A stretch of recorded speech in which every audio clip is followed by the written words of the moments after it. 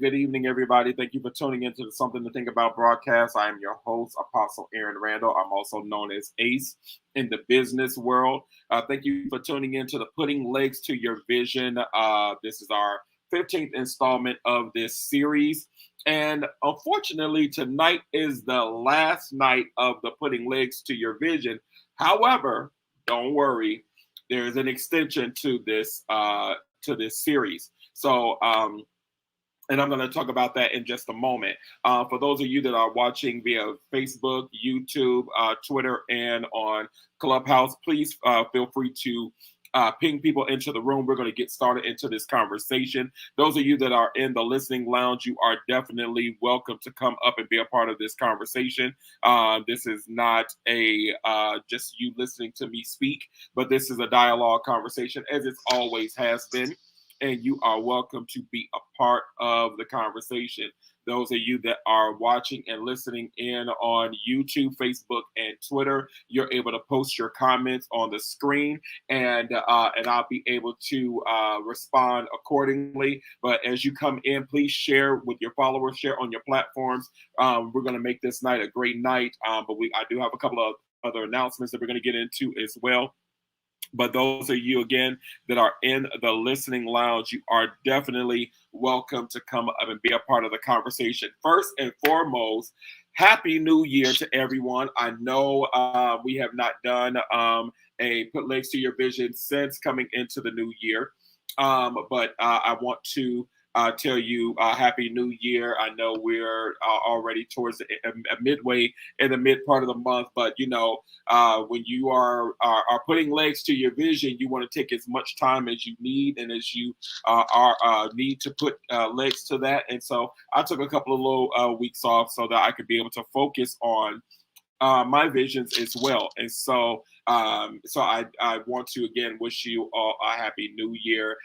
This is really the time and the season to really get it and to get it strong, to move ahead strong and what it is that God has given you, whatever your goals, your dreams, or objective. It's just that time to really go after it and to go after it strong, go after it with a vengeance, go after it with authority. Whatever you need to do, go get it and get it big. As you heard, I was playing the song Big, Big, Big by Kira Sheard. I do not own the rights to that music, and I'm glad that was not the recorded version of it. So I won't be dealing with any legality issues when it comes down to sharing music. However, the point of that song is the word says, what do you see? Come back to me. Big, big, big. We want whatever that we're releasing out, whatever it is that we're trying to accomplish, to come back to us big, big, big. And so we are going to engage in this. We're going to try to end this series off strong and go into the next one even stronger. So those of you that, again, that are on Facebook, YouTube, and on Twitter, please post your comments. Let me know that you are in the room, that you are listening in, so I could be able to comment. Sometimes it does not always show up on the screen, so I do apologize, but I will make it my business to go back and to respond to all the comments in that regard. But if you want to be a part of this conversation, if you want to be a part of the dialogue and be engaged in this conversation, you are welcome to join us over here on Clubhouse. We come on in the house where the feast of the Lord is. The table is spread. We're going to eat good tonight. And then what I do after the segment is I do what I call family table talk. What family table talk is if you linger on and you stay to the end, we have another segment that we do called Family Table Talk, where we get raw, we kind of let our hair down, and we just really get into the nitty gritty and just kind of go into the things that we really need to get answers and solutions for. And either way it goes, this is a safe space to be able to share. You are able to be involved in this conversation and feel comfortable to share in this environment. So I don't want you to feel like you just got to come in and put your religious hat on. Matter of fact, take all your little religious garments off, take off your cassocks and your robes and your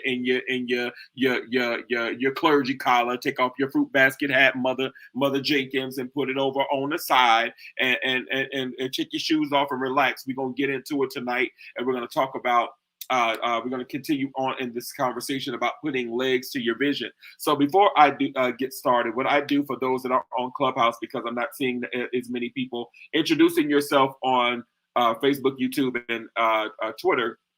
I'm going to go ahead and jump over to Clubhouse. We do have some people on the stage. What I usually do every week is I do introductions. I have everybody to come on, introduce yourself, and to tell us about the vision or business that you're or ministry that you're putting legs to. So I'm going to go ahead and jump around in the room. Everybody that's pretty much on this platform is pretty much family. So I'm glad that you are all on, and you are. Thank you so much for being a part. Some of you all have been with me pretty much from the beginning. I mean, you have held out 15 weeks strong, and thank you so much for being a part. So I'm going to go ahead and jump over to Sean. I see my brother Sean is in the room. Go ahead and introduce yourself and tell us about your vision that you're putting legs to. Hello, Apostle Ace. My name is, as always, is Six. I'm excited to be in the room. My name's Sean Gresham. I'm an actor, singer, author in the Atlanta area.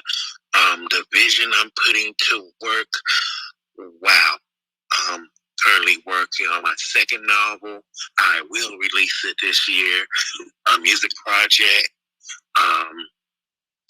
What else?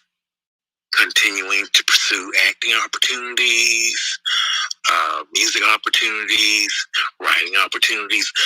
I recently joined a group of people who is pulling me into the area of producing. Nice. So I'm excited about that as well. And I'm getting ready to get into voiceover. Yes. So a lot of things are brewing and on the horizon. I'm Sean Gresham. I'm finished speaking. Nice. Congratulations. Listen, every time I talk to you, man, you are doing something new, and I'm proud of you, man. You are just doing what you're going after, you're getting it. That's what I'm talking about. Yes. Indeed, indeed. I see my friend, the apostle of God, has come into the room. You know, she's been hiding away from the clubhouse streets because she's been putting legs vision strong, and she forgot about us little people over here on Clubhouse. But I want to go ahead and give honor to where honor is due, to the great woman of God, Apostle Fertile. Come on and introduce yourself to the room and tell us about your vision that you put legs to. I miss you so much. I miss you too, woman of God. Blessing everybody, apostle, prophet, blessing every single person in here. Yes, I feel like, how long? It's been like 2-3 months since I've been on the clubhouse. Yeah, you've been hiding. I've been working, putting this, this whole leg thing together. This clubhouse, your room always challenged me. I'm actually just closed the shelter and I'm driving home, and I said, let me jump in. I'm not gonna miss it. But everybody, my name is Phwd St. John. What I'm doing is serving the homeless in Philadelphia. We have 3 locations right now in West Philadelphia, Center City, and Pottstown, where we serve food, provide clothes, provide food, clothes, and shoes, things like that to help the city of Philadelphia. So that's what I'm doing right now, Apostle. And I'm going to mute my phone so I can park the car the right way. Indeed. Thank you so much, Apostle, for coming on. I'm so happy. And I'm not gonna tell her story or her testimonies. I'll let her tell it when she comes back after she gets done parking. We don't want her to mess up that Bentley. We don't need no scratches on it. Amen. Go ahead and jump on over to my other sister, Amisha. Thank you for coming on. You've been pretty much rocking with me every week that I've been doing this room. Thank you so much, my friend, my sister. Feel free to introduce yourself and tell us about your visions that you're putting legs to. Hi, everybody. My name is Amisha Deshay, and I am a brand manager and style consultant. And the name of my company is the House of Deshay, where I help you style your brand and you. So, the thing I'm putting legs to is that, like, I'm redoing my launch and getting some new styles together. So, I'm excited for what's about to come before February 1st. So, that's what I'm doing right now. Indeed. I love it.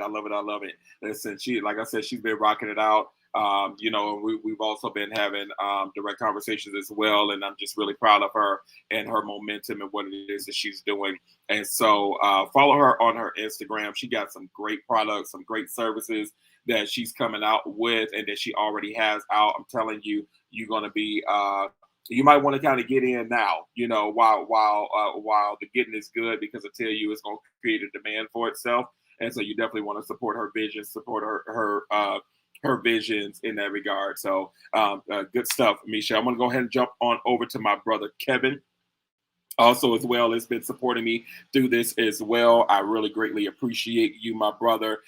Feel free to come up and introduce yourself and tell us about your visions that you're putting legs to. All right, I'm Kevin from Los Angeles, and I have gone through a wonderful experience. I have had a major deliverance as a result of being molested by my father. So I tell my story from tragedy to triumph, and God is good.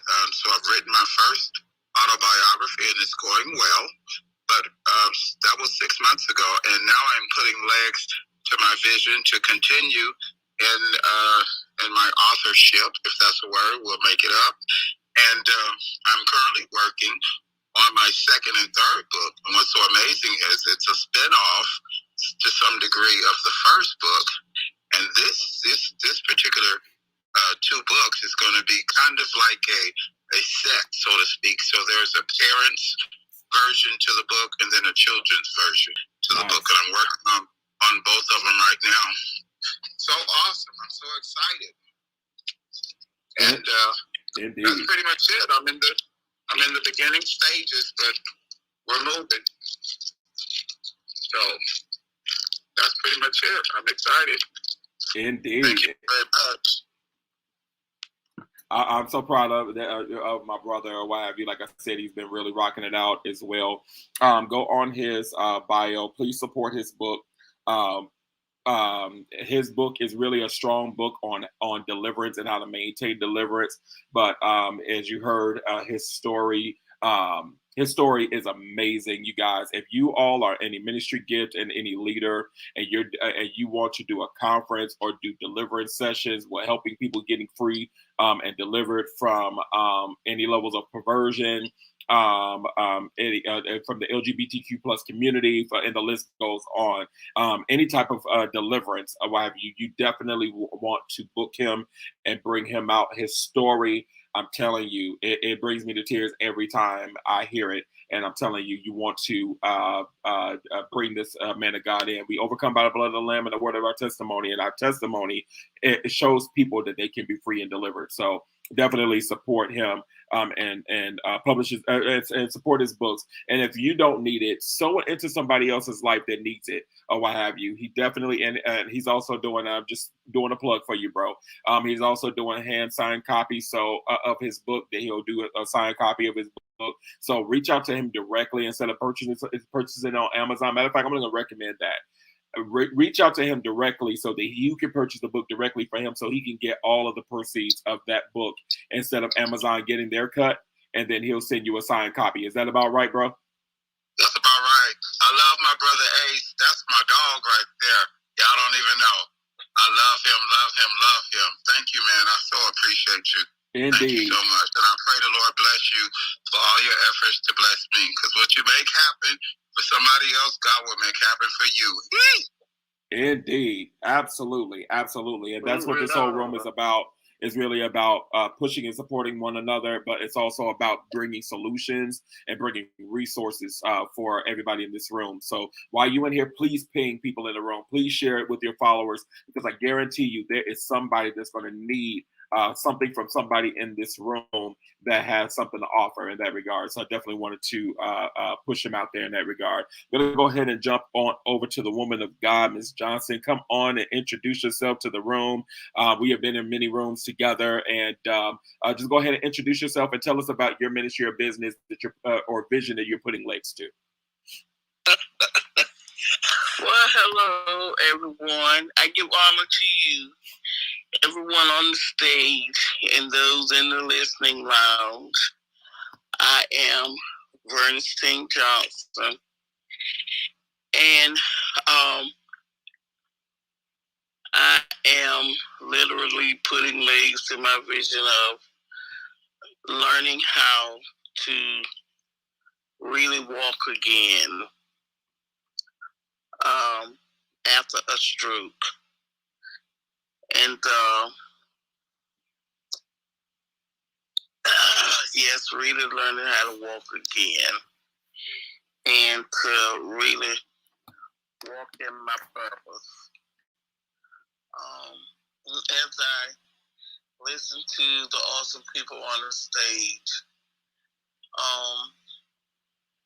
it is a privilege and an honor to be amongst all of you. I congratulate all of you on your accomplishments. And what I can say is that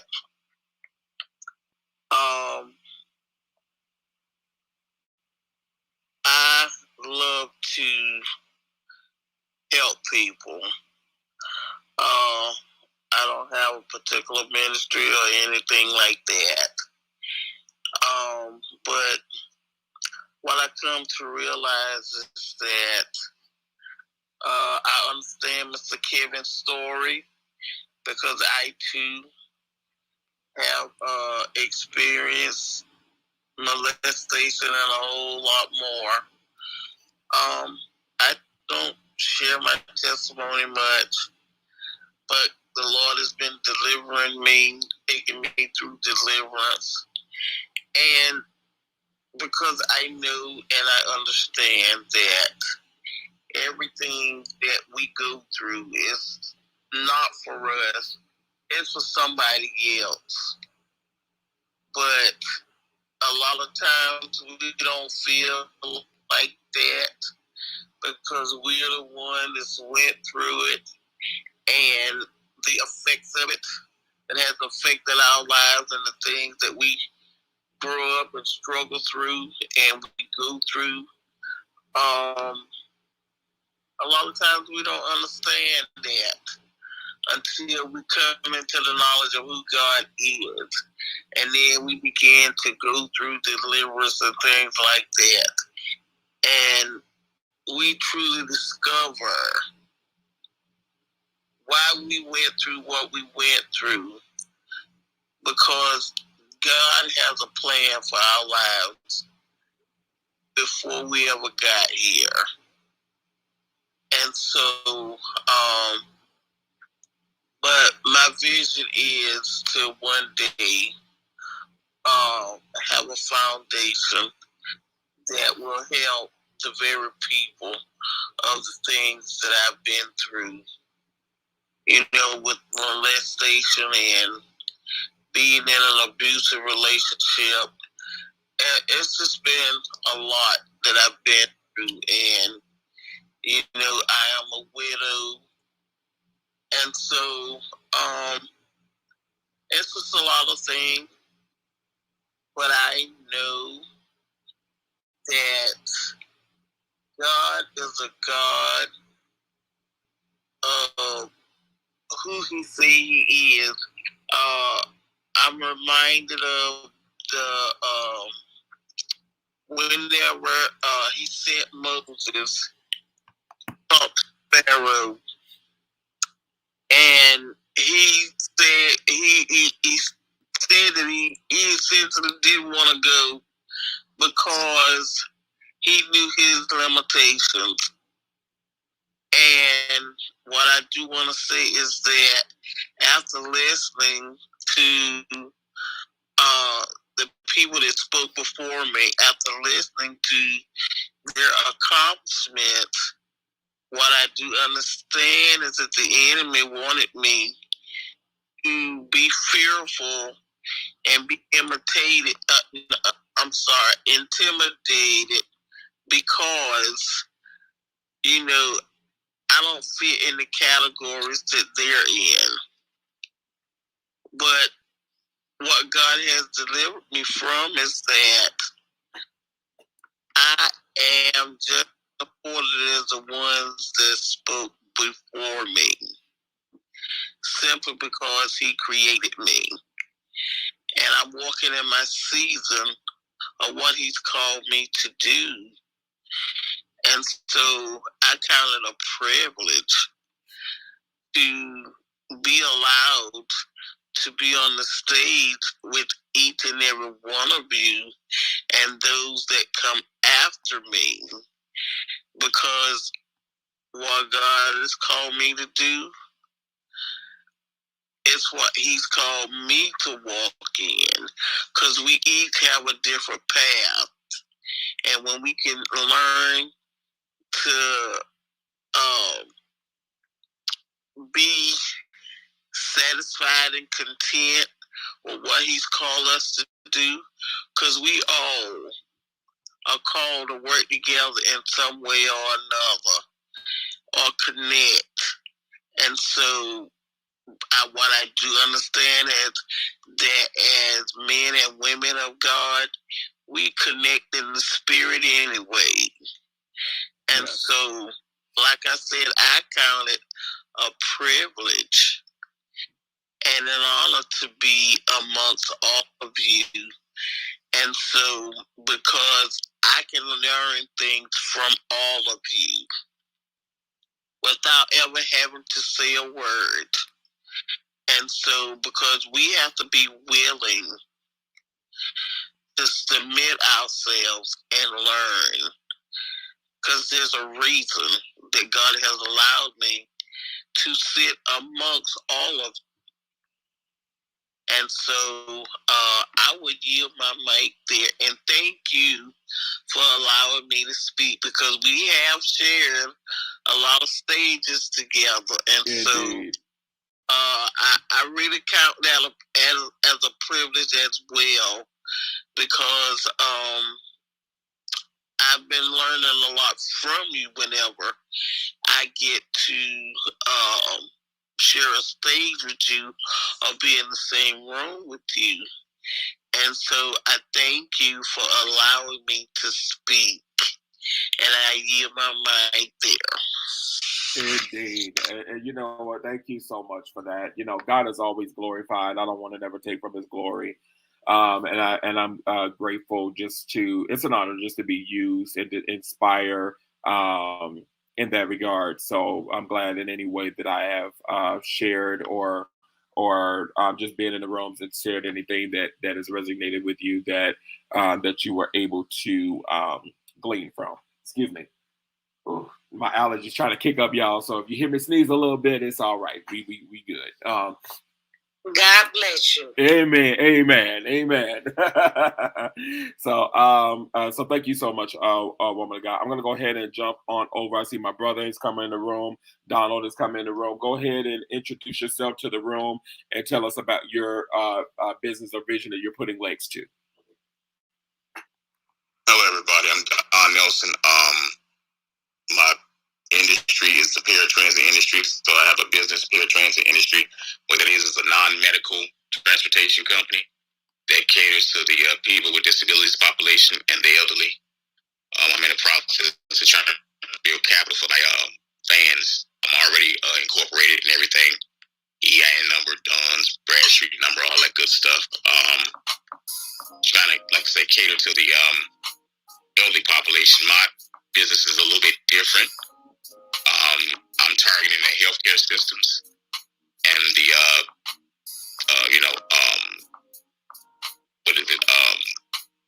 the healthcare systems insurance companies. And I want to do a direct contractable with them. So mine is not going to come through like regular paratransit, like it's being dispatched to me through a broker or a transit authority. So that's what I'm seeking to try to do right now. Indeed, good stuff, bro. Thank you so much for sharing. He's on his way. He's got a great vision. We talk quite often about it, and I know God is getting ready to expand it and explode it this year. And just grateful to be connected to you. I'm gonna go ahead and jump on over. Hold on 1 second here. Make sure. All right. So I just want to reset, make sure everybody's still here because sometimes it don't show everybody. Raquel's in the room. Thank you. Come on up, the woman of God. Introduce yourself to the room and let everybody know who you are and your vision or business that you are putting legs to. Blessings to you, Apostle Ace. I hadn't seen you in a while. It's good to see you, man. You God. As well. Blessings to everyone. I am Prophetess Raquel Cattenhead, and I am the author of 2 books. I am working on my 3rd book, and my visions within it. Right, visions, to be clear. Yes, I am going to, in the upcoming future, no later than June, to start my mentoring program. I also want to start my nonprofit as well. So it's just a lot of things that the Lord is He's giving me innovation to put legs to it. Okay, I just said like that, the innovation to put legs to it. So I gotta get moving, and I am working on my 3rd book. And so you guys be praying for me. Thank you, man, to God, for allowing me to come up and speak. Indeed. You know you're always welcome. You are definitely welcome. And with that being said, those of you who are in the listening lounge, you are also welcome. So let me just reset the room as well. This is the Something to Think About broadcast. We are in our 15th installment of Putting Legs to Your Vision. And I am your host, Apostle Aaron Randall. I am also known as Ace in the business world. So we're currently streaming here, currently on Clubhouse, on YouTube, on Facebook, and on Instagram. I'm sorry, not Instagram, on Twitter. And so those of you that are on listening via the other streams, you are welcome to be a part of the conversation. Just post your comments. Hopefully, if it pings through, I'll be able to comment and add you a part of the conversation. If you have any questions, definitely post up. For those of you who are in Clubhouse, please share with your followers. Begin to invite people in the room. Those of you who are in the listening lounge, you are welcome to come up and be a part of the conversation. We're going to get into it. So since we've, I'm sorry, we got a new a person that came to the stage. Go ahead and introduce yourself, woman of God, and let us know about your ministry or business that you're putting legs to. Hello, my name is Amanda Sanders. I'm new, extremely new, so I'm still seeking God about what I'm to do. This is it's a twofold. So I know it's in real estate, so I'm asking the Lord, how do I go about everything? And I'm literally still on my face asking Him, what is the move? What is the next move? Absolutely. Well, you definitely are in the right space and the right environment for that question to be answered. And prayerfully, if God releases insight or just whatever question that you have in this environment as we get dive more into the conversation, you are definitely welcome. Just to remind you guys, this is a safe space. So you are welcome to ask questions about your vision, your purpose, or whatever you're putting legs to. If you're having some struggles or whatever it is, we're here, and I say we because we are all a collective whole, and we're able to add input and insight to help you in proper direction where you should go. Of course, anything that's opinion or advice is always something that you want to get before the Lord about in that regard to make sure that that is the direction that He wants you to take. But you definitely want to, just as the church says, eat the meat and discard the bone. You know what applies to you, and just use those things to apply for yourself as you're engaging in this room and in this conversation.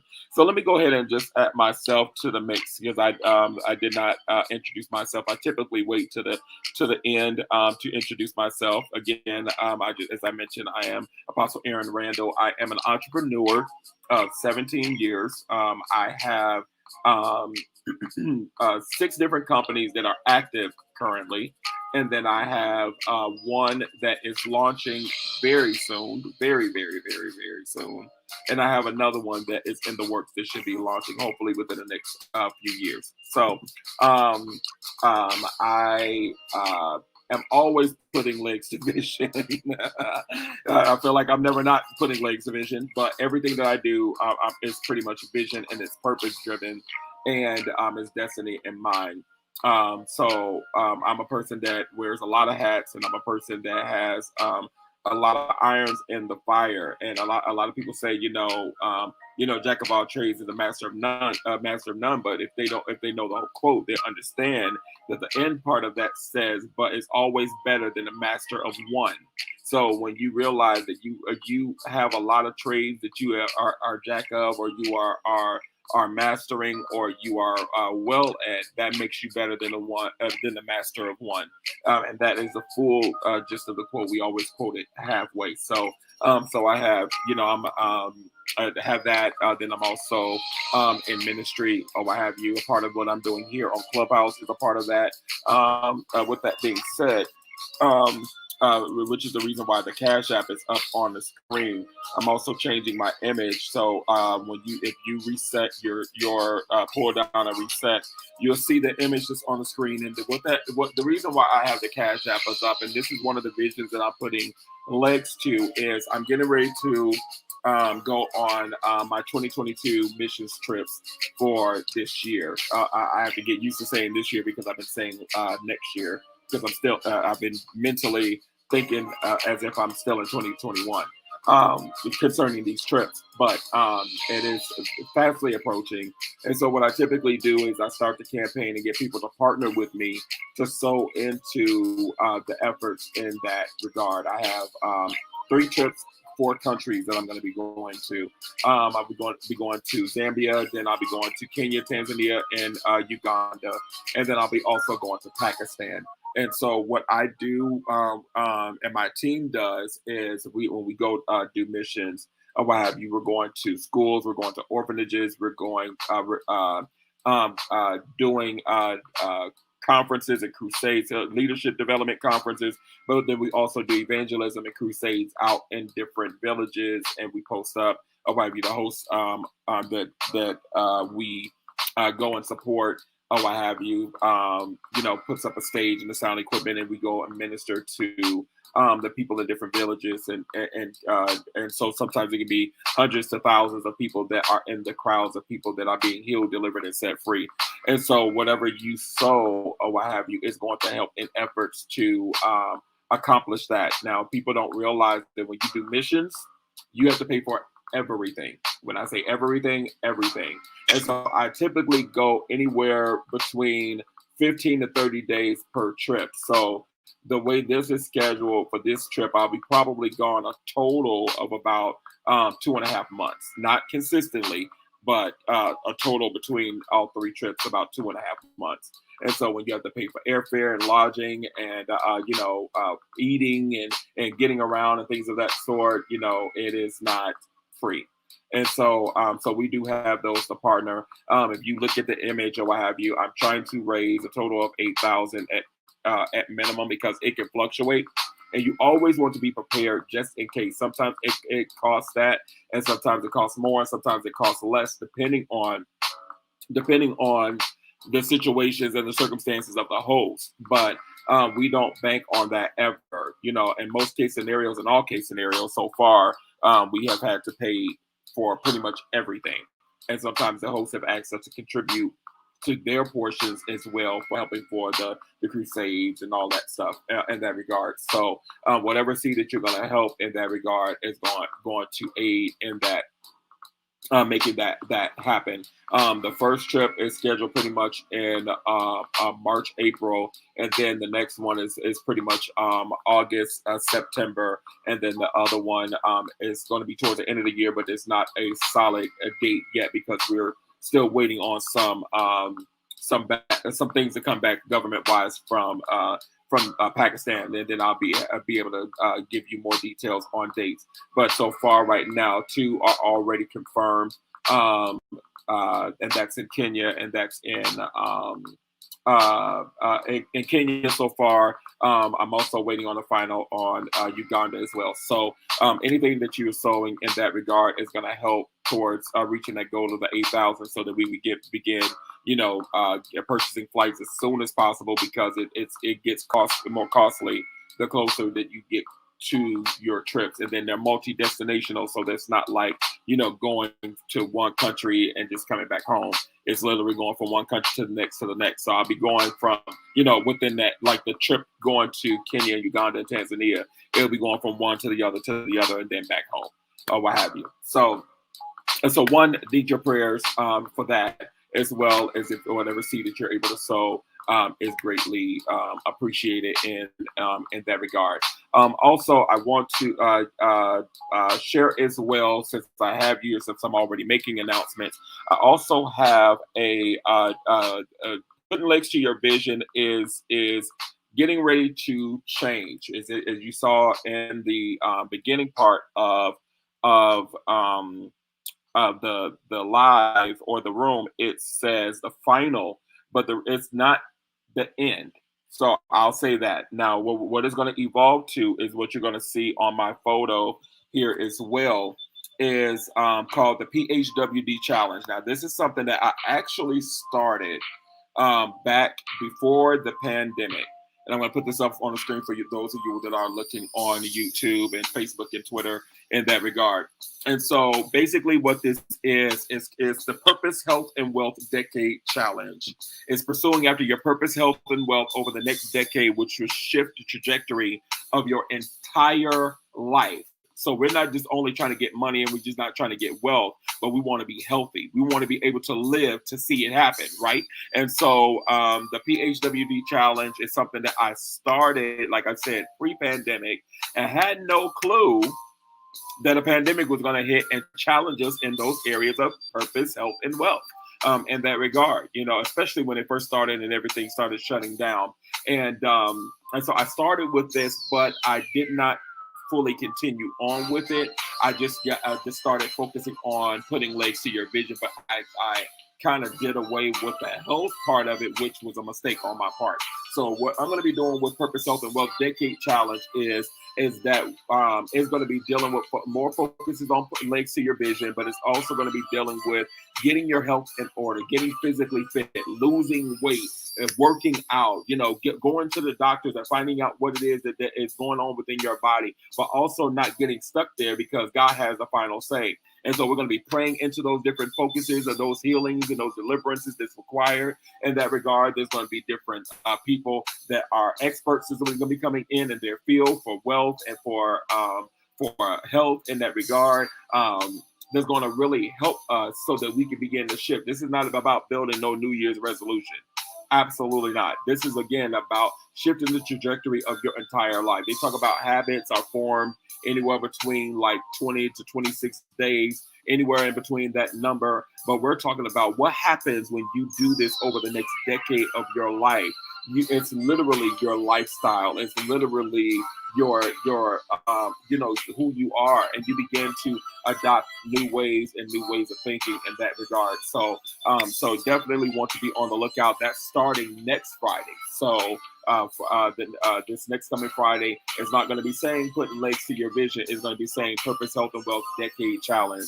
And so we're going to be having little pop-up rooms here and there. It's not going to be always on Friday, but we're going to be doing little pop-up things in there, here and there. And so it's all still in the same focus about the putting legs to your vision, but we also want to incorporate the health element of it. Again, pursuing after your purpose, health, and wealth over the next decade is going to shift the trajectory of your entire life, not only your life, but generations to come. So be on the lookout for that coming soon as well. So let's kind of get into the conversation. Let's get into it. We have been talking about putting legs to your vision. We are in our 15th installment. Most of you guys that are on the stage, and those of you in the audience, you are definitely on the listening lounge. You are welcome to come up and be a part of the conversation. But I want to ask some of you guys, since you've been with me, especially those that have been with me in this room or even came on once or twice, how has this room benefited you in any way to assist you in your process?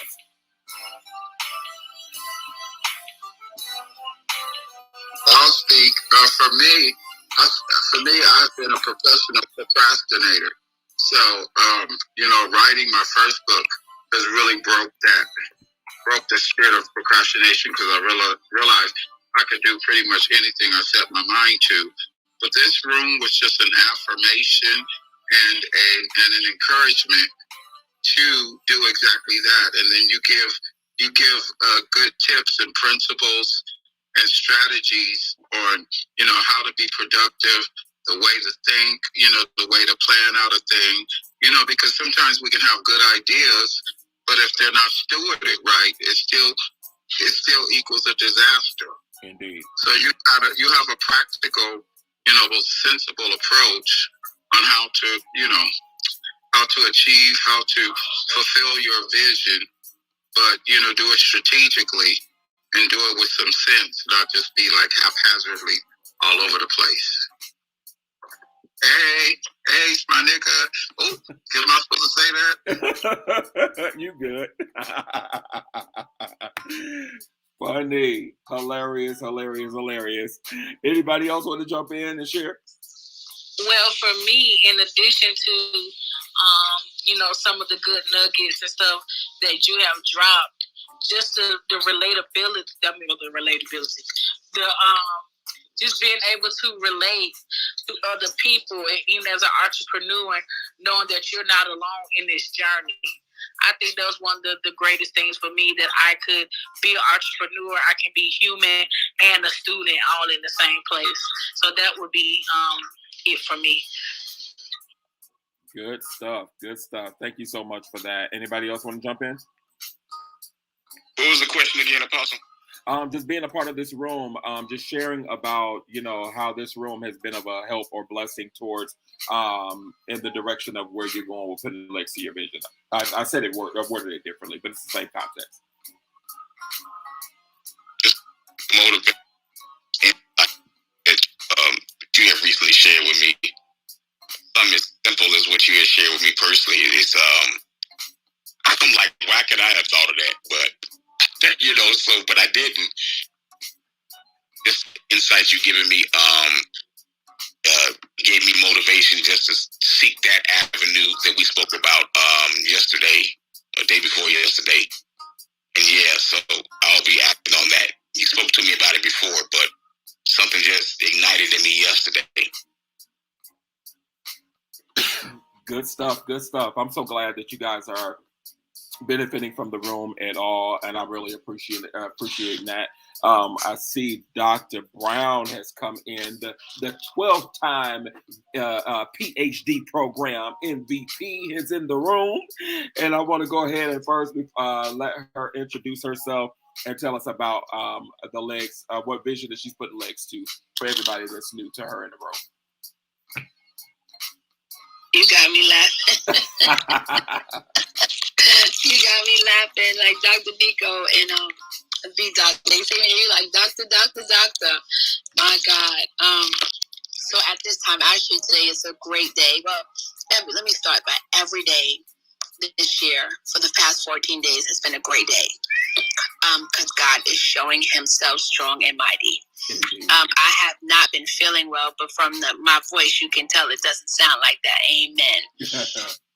Oh, my God. So I had a meeting today with someone about a business venture for myself. So I am, in the very beginning, I got a little flustered.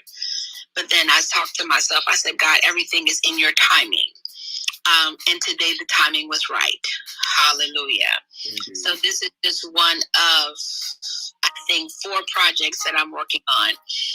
And this season, I'm not releasing much of it, not because I don't trust you, but because I know the warfare that is assigned to me and how the enemy fights me. I have to work very strategic in this season, and I literally have to work alone until I am released to give it to someone else. But know this, that part of my persistence is because no matter what it looks like, I hold on to the vision. Yes. No matter how tired I might feel, I hold on to the vision. No matter how discouraging it may appear based in the natural, I hold on to what the word of the Lord has said to me. I hold on to the prophetic words that reign in alignment. I'll be very clear about what I'm saying. Yes. I hold on to the prophetic words that reign in alignment with the words that the Lord has already spoken to me in the visions that he has already shown me. To the promises that he told me, to the assignment that is predicated to my life. I hold on to that. I no longer get frustrated when the calls and the money doesn't come through. I just continuously keep on working. Yeah. I'm tired. I take a break, and I don't complain about the break.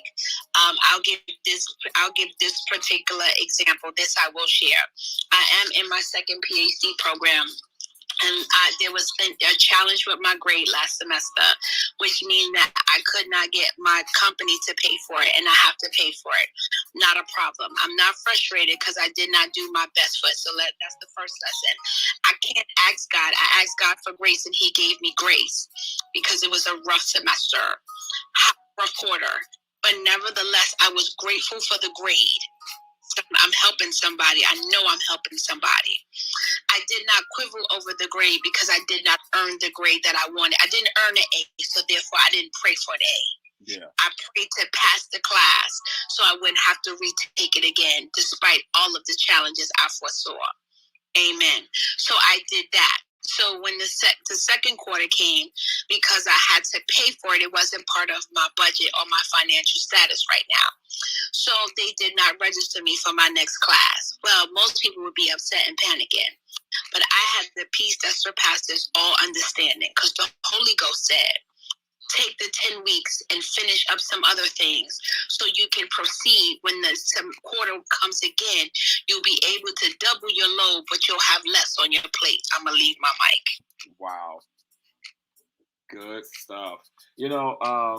Everything is purpose for a reason. Everything happens in a way and in a process for a reason. Sometimes you don't know it, you don't realize it, but everything is always purpose in mind. It's always purpose in mind, and I'm just glad to hear you. It's just streaming of forward and streaming ahead, and everything that God is doing in your life in that regard, regardless of obstacles, regardless of you just keep going, and that's the thing that we gotta keep remembering. We just can't give up.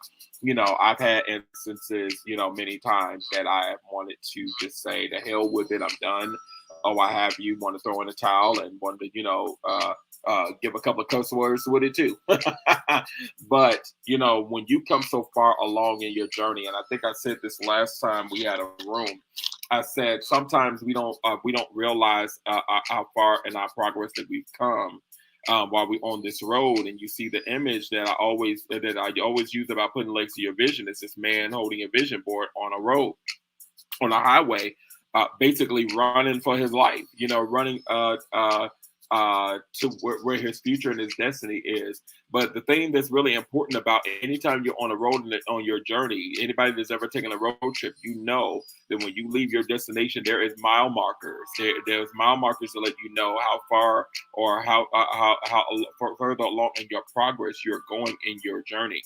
And not only that, you have the signs above the highway that tells you about the next major city that is in the direction of where you're going, to give you an idea of how far away you are. So I'm from Chicago. I used to live in New York. If I'm riding on the highway between Chicago and New York, I know that I got to go through these particular states to get to Chicago, and it's going to let me know, okay, you're this far away from this border and this far from this city, and that lets me know, okay, I'm maybe about 10 hours away, I'm about 15 hours away, or whatever, how many hours away in driving, because you're if you keep with your hand to the plow, if you keep in the direction of where you're meant to go, you are going to get to your destination. You are going to go where you're going to boldly go where you've never gone before. I know that's a quote from Star Trek for those of you are Trekkies that are on this in this room. But we're gonna boldly go where no one has gone before, and I want you to be just encouraged in your progress, in your focus, to not give up. So we're gonna talk more about that in just a moment. But before we proceed on, I asked the question for those that are you just coming in that are been in this room more than once or what have you. How has this room benefited you throughout this process? What it's do you feel that it's pretty much helped you in your journey, or giving you some insight, or maybe just gave you some fire underneath your tail, just to keep in your momentum and to keep in your thrust? Anybody else want to jump in?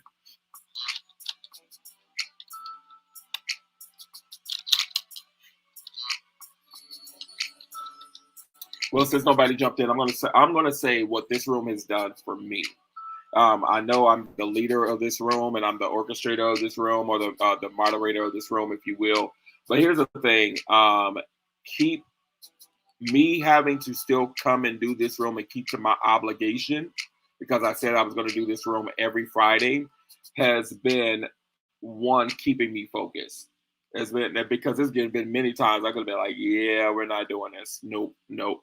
But when you realize that your purpose and your destiny is bigger than you, your assignment is bigger than you, then you realize that that people are looking for that boost. They're looking for that motivation, because sometimes they're not getting it elsewhere. They're not getting it from, we can get a good prophetic word. We can go through Clubhouse all day long and be in a prophetic room all day long and get insight in the realms of the spirit. But when it comes down to how to actually put articulation to putting legs to the vision, or that prophetic word, or that purpose, it's few and far between, because we don't give word of wisdom. We only give word of knowledge. We only give insight into the spirit realm of what God wants to do, the end goal, the end result. But there is never the in between, or steps to get started, or how to move forward, or to progress, or even to come to the end of that journey.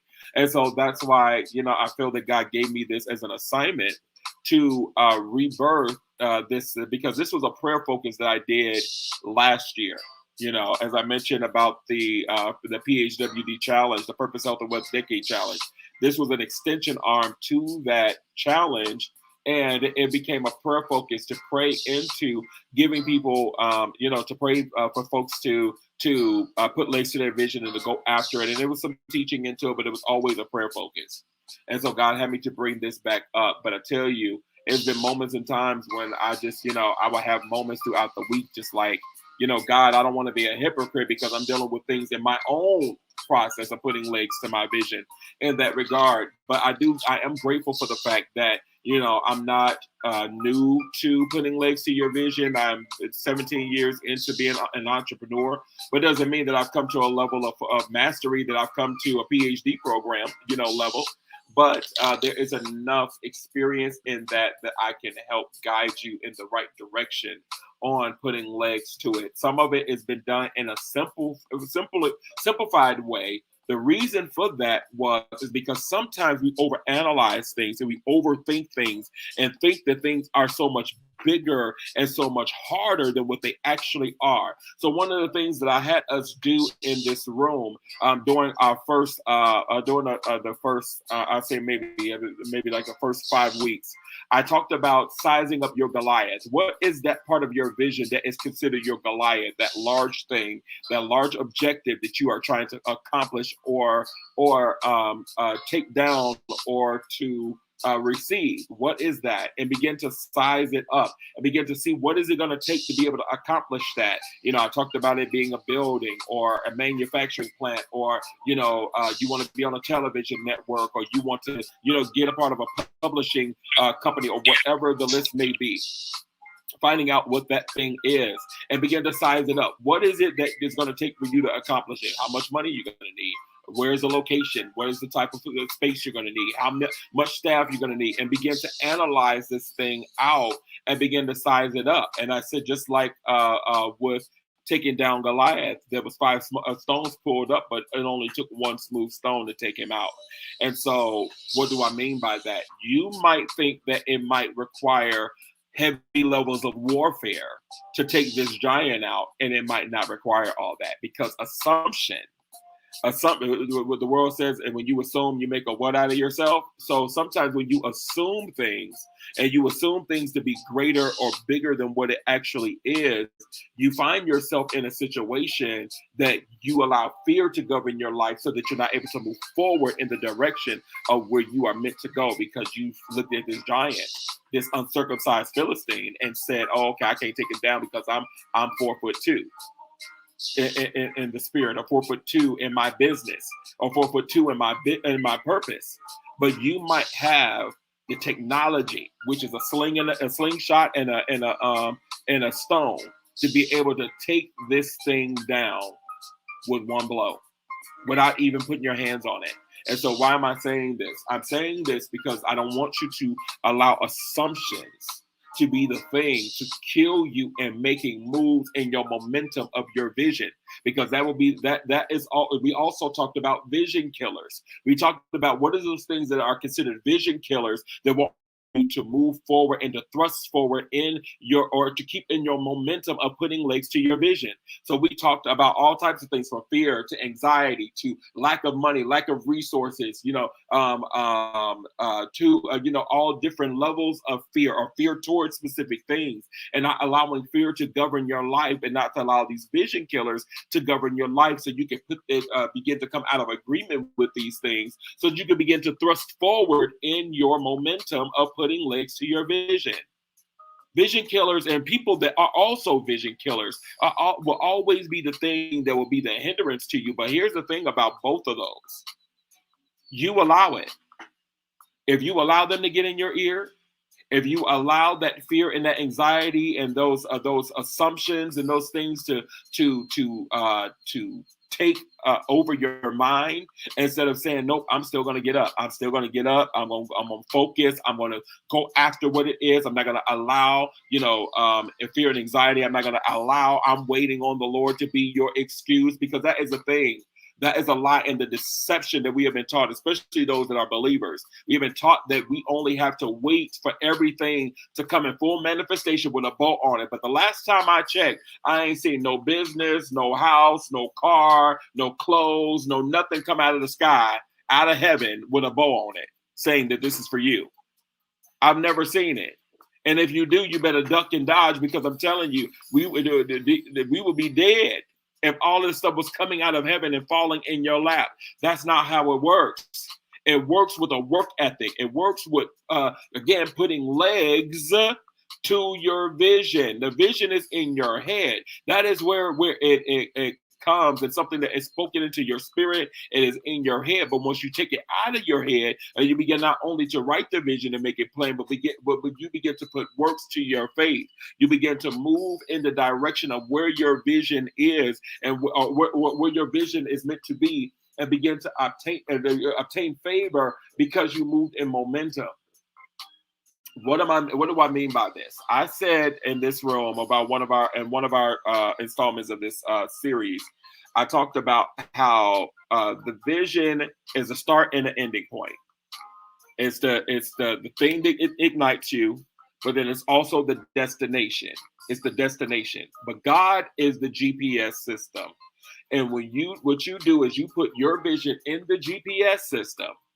And the GPS is going to begin to lead and guide you in all truth. It's going to lead you in the direction of where to obtain the vision, or where to get funding, or where to get connections, or where to find a mentor, whatever it is that you need to get access to it. But in order for that GPS to work, you got to get up. Like I said, you heard me say this many times before, you got to get up, wash your tail, put your clothes on, put your shoes on, walk down the stairs, get your keys, put your coat on, get in your car, start up the car, put the car in, raise up your garage door, put the car in neutral, back out your driveway, turn and face the street, and put the car in and drive, and begin to move forward. And until you move forward, that's when the GPS is going to give you directions.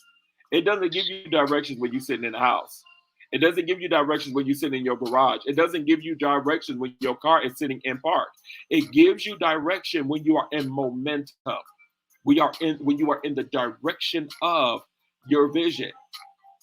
So when you start putting that foot on the gas to your vision, God is going to say, okay, go 10 paces and make a left. And you go 5 paces and make a right. And it's going to continue to give you direction because it knows the path that you should take.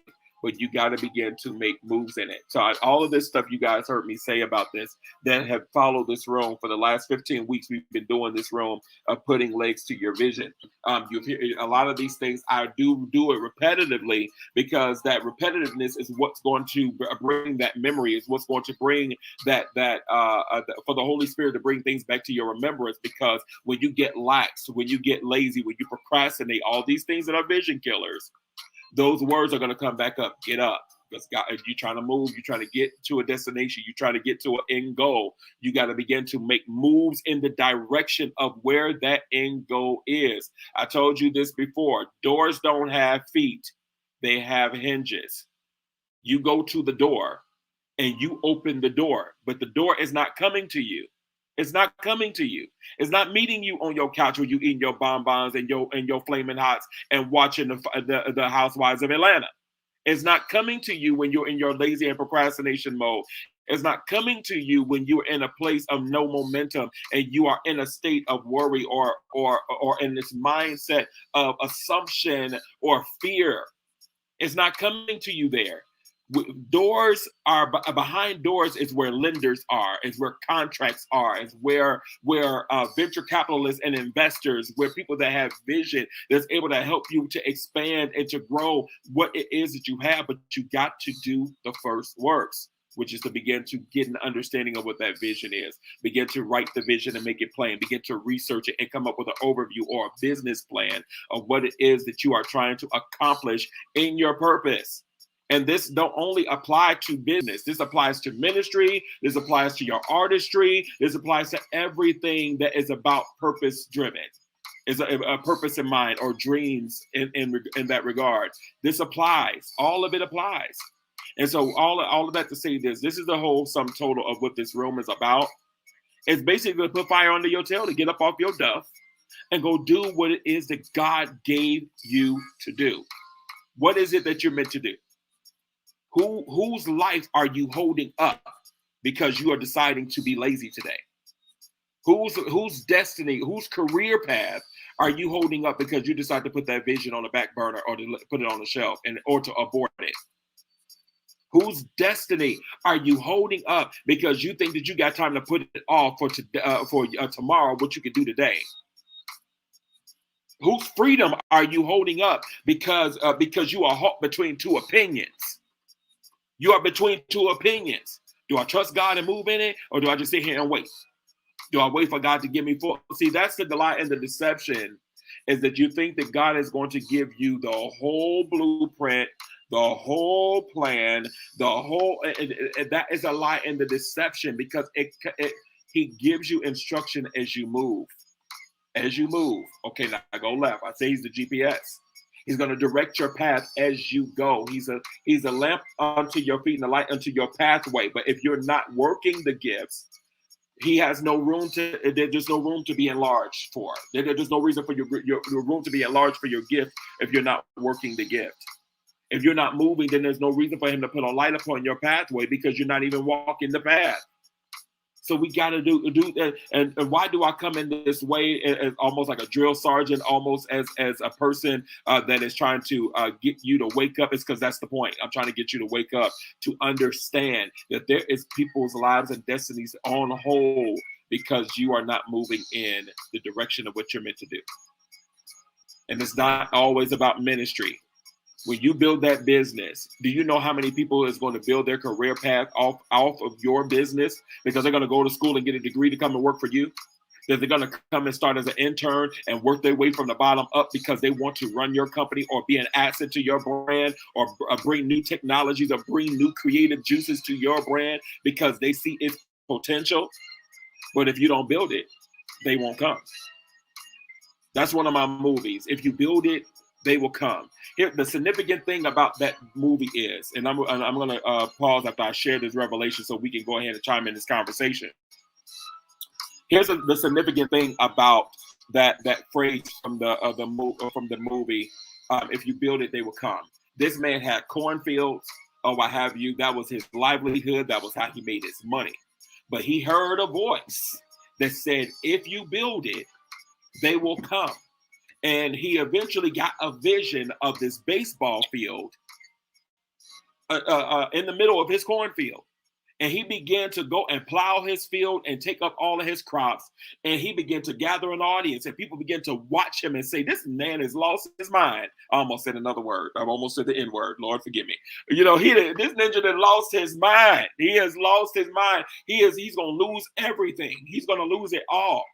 And nobody could see the vision but him and his wife and his daughter.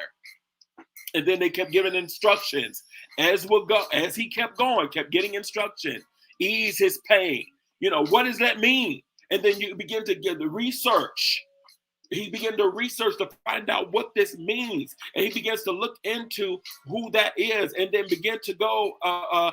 Then another word said, go the distance. And he goes on a road trip and go gets, a prolific writer and brings him with him, and then finds a baseball player and brings him. And before he knows it, these are people that was able to grasp the vision. And then at the end of the movie, when they was getting ready to lose everything, the person that was trying to steal their property, eventually the vision clicks and they see all these ghost baseball players, quote unquote, ghost baseball players on the baseball field playing games. And he was like, wait, don't sell it. Don't sell, because now after you built it, now people see it. But during your process, a lot of people is not going to see what it is that you're building. A lot of people is not going to understand what it is that you're building. It's not going to make sense to them, and it don't matter if they don't see it. It does not matter if they don't get it. Sometimes you have to stay in a place of silence as you are building, and while people are looking at you crazy, like, why did you just sell your house and move into a hotel? Why did you just shut down your business and you ain't even finished building the next one? Why did you walk off your job on a business that you're working on that ain't even got no clientele yet. They don't understand it. They don't understand it, and it's not meant for them to understand it. But at some point, and not all will get it, but at some point, they'll eventually see the works of your labor. They will see what's the purpose behind it. When you go to the end of the movie, as you see the cameras begin to fly higher up in the sky and show the land and begin to show afar off, you begin to see thousands of cars coming in the direction of this man's house and this man's field, because he built this baseball stadium in the middle of cornfield. Again, if you build it, they will come.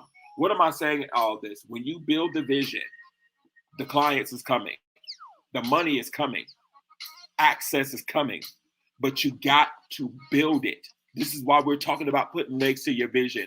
This is why I talk about this so intently, because when you build it, they will come. You won't never see broke again. You will come into to your king priestly anointing. You will come into, you will stop being a vagabond. You will stop being broke. You will stop being a pauper, but you will come into your kingship. But you got to first build it. You got to get out your head. And you got to get the vision out your head. And you got to bring it into manifestation. You got to work the word. You got to work the dreams. You got to work the talents that's on the inside of you. And when you work it, it'll bring you before king, because kings recognize king. King recognize king. And once you work what you got on the inside of you, they will come. Anybody else want to chime in? We're talking about putting legs to your vision tonight. I know, Dr. Brown, I feel you bubbling. We're talking for just reset this room real quick before you go. We are talking about putting legs to your vision. And we are talking about different things in this conversation. But the last thing I mentioned, we're talking about if you build it, they will come. And so we're going to engage in that. For those of you in the listening lounge, you are welcome to come up and be a part of the conversation. It's just not me talking. We all engaging. And those of you all on Facebook, YouTube, and Twitter, you are welcome to come and be a part of this conversation as well. Go ahead, Dr. Brown. Hit us with it. I have a few things. So I'm laughing over here because I know in this season, God has made it very clear that he speaks in everything. Yes. Especially to me. And you have said everything that I need. I don't want to say the word, I'm trying to stop using these cliches. But I will say that everything that you said today, because I realize you shift in the midst of you talking, because you yourself needed to be encouraged. I'm going to get to that in a second. But let me just go ahead and stick to this, that everything you said just made the baby in my belly leap. And when I say leap, I mean literally do a black flip. Indeed. Because I know that I'm in the vein of what I need to do. The second thing is, because I do have another room I have to go into. The other thing I want to say to you is when you said consistency, when you said that word consistency, I immediately started praying for you and you shifted. Because what you don't know is that in the midst of your not wanting to do it, but because of your consistency, I don't do this. This is not my stilo. You quiet.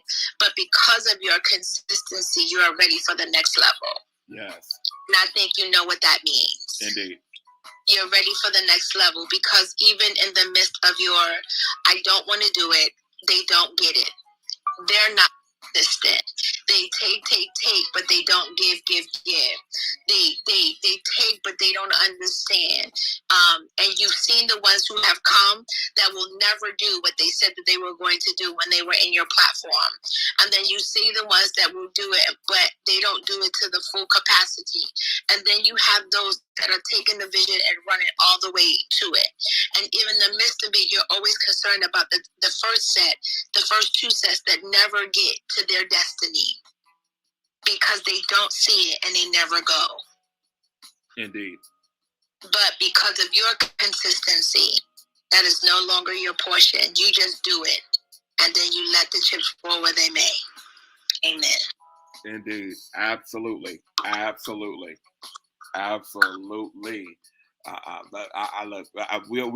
to talk offline from the but you absolutely right. Anybody else want to jump in?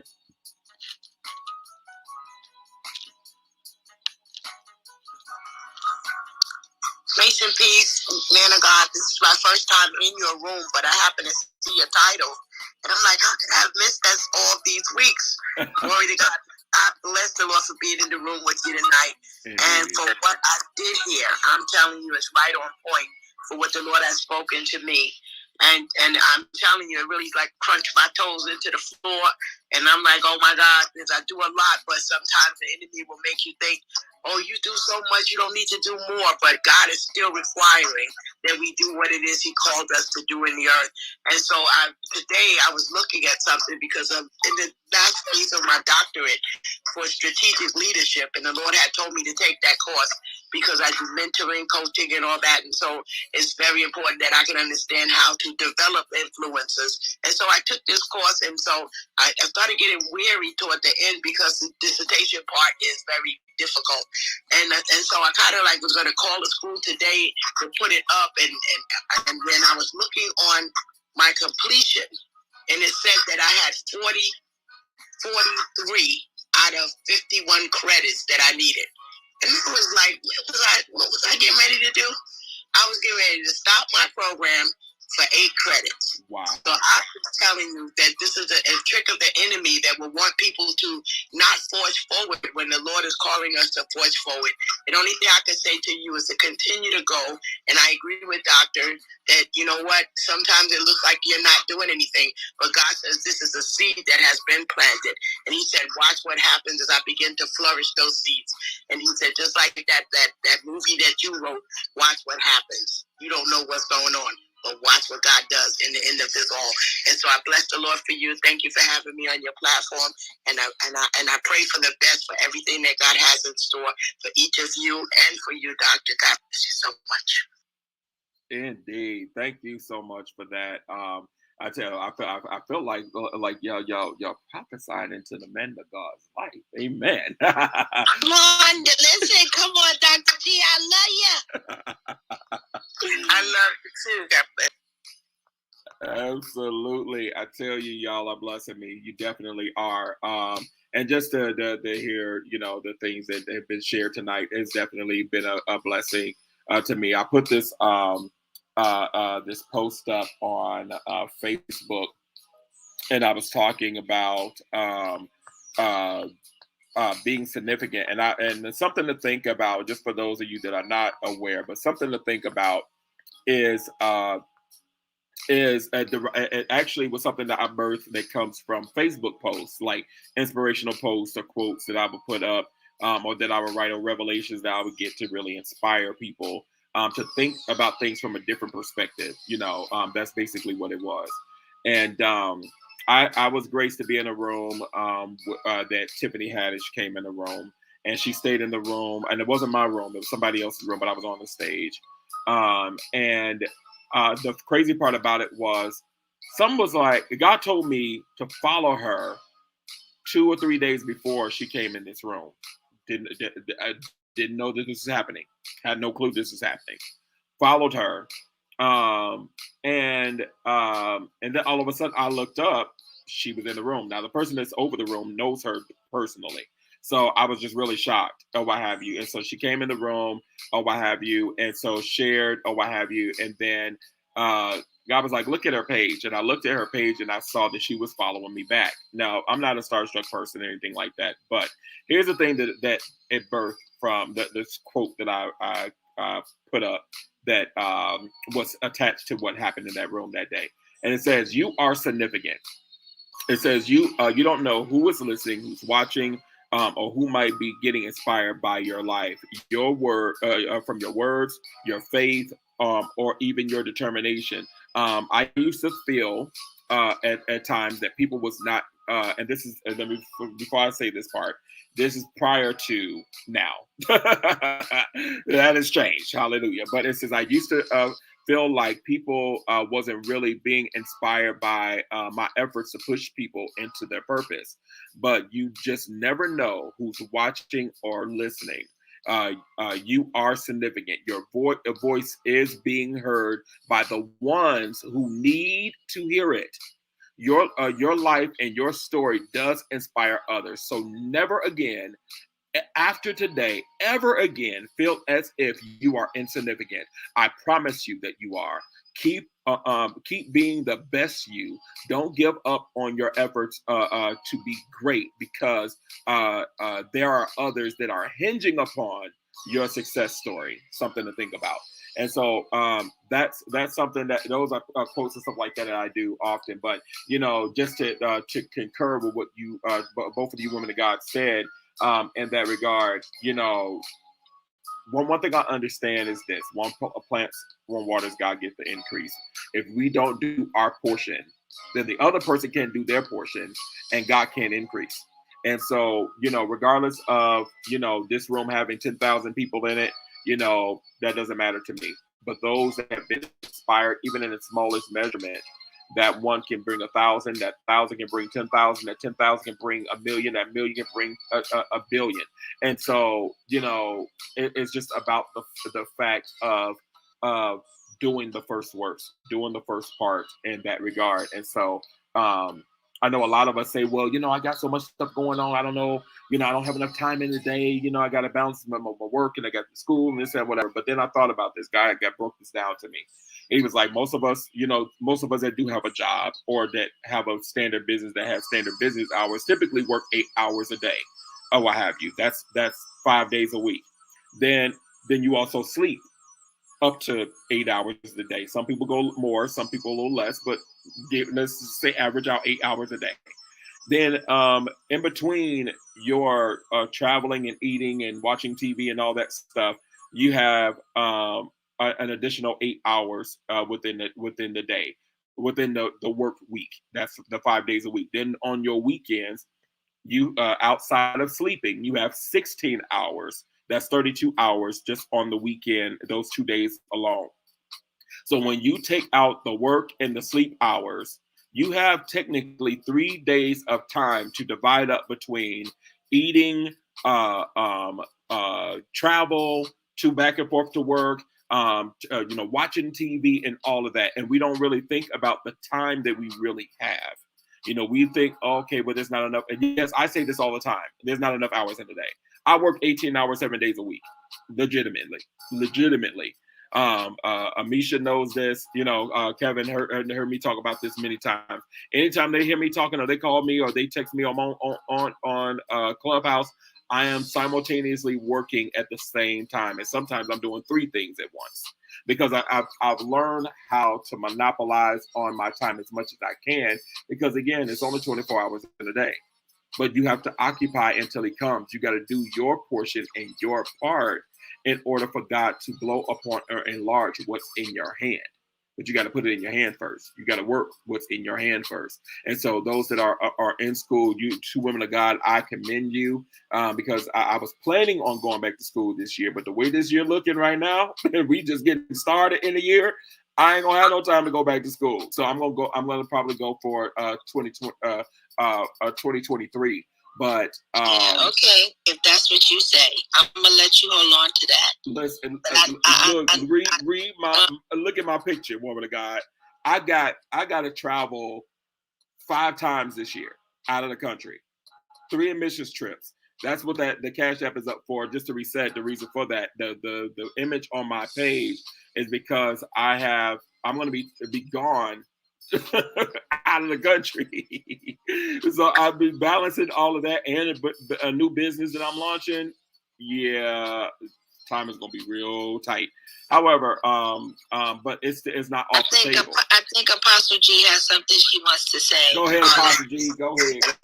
And don't be coming in here rebuking me now. Don't be coming in here rebuking me.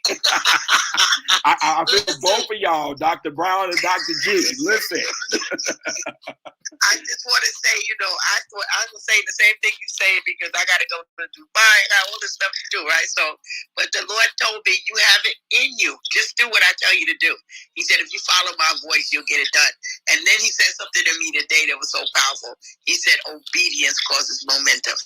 Absolutely. Obedience causes momentum. So, you never know. If he tells you to do it, then do it, because that means he has the time for you to do it. And just because you start does not mean you have to take a whole bunch of credit. You can take a class. You can take, you can take something that's not too heavy.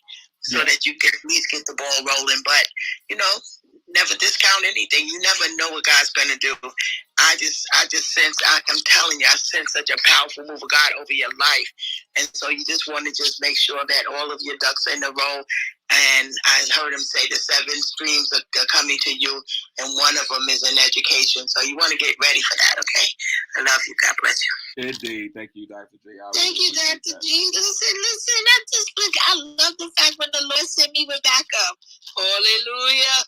Dr. Brown, listen here. I used to live in New York. Don't make me make a trip now. Me too. That's where I'm from, New York. I'm from Brooklyn, so you got double backup. Oh, Lord. But I'm from Chicago, but I lived in New York. So listen. But no. You're absolutely right. God is going to show how to balance it all out in that regard. So I'm not, like I said, I'm not opposing it at all because I'm getting it, but I'm not going, just to be truthful, I'm not going for a degree per se. I'm going for advancement. And so, but yeah, definitely. But yeah, it's definitely in the what's the proper word, in the more current list of goals than futuristic goals, if that makes sense.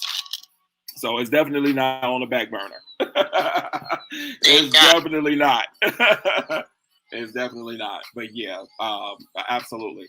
But anybody else want to jump in? We're still talking about putting legs to your vision. We're talking about if you build it, they will come. We just kind of did some recaps over what we've been talking about over this last 15 weeks. And Dr. G, don't worry. The replays are available on YouTube. So if you look at go on my bio, or what have you, my YouTube channel is under Phwd Graphics, or what have you, which is my business name. You can see it there and see a lot of the replays there. But anybody else want to chime in?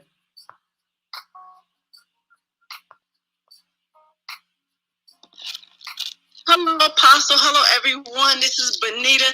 I got in late, but I didn't get in late because when you were saying, just build it and the people will come. God has been dealing with me about writing a book and starting this coaching business. And I'm like, God, I'm not working right now, so I can only do this. And then you're going to have to do that, da-da-da-da.